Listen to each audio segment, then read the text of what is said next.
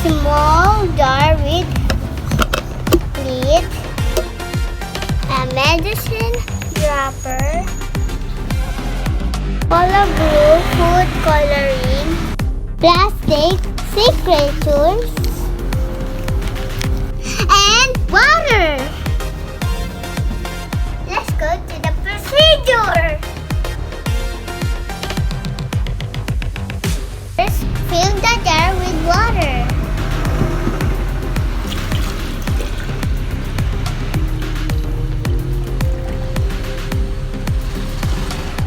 Next, add 3 drops of blue food coloring. 1, 2, 3.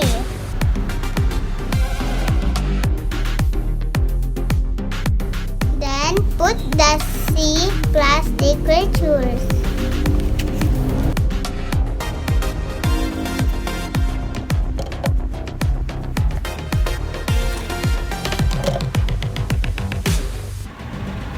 And just close the lid. Here we go.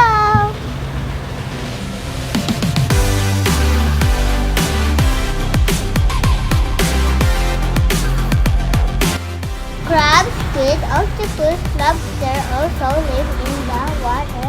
In order them to live, they need food, oxygen, and also water.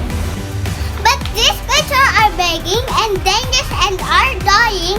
Help me in preserving and saving these creatures by not throwing garbage in the ocean. For these are one of the leading causes of fish kill. Let's save the ocean! I hope you learned something in this experiment. Bye guys! See you in my next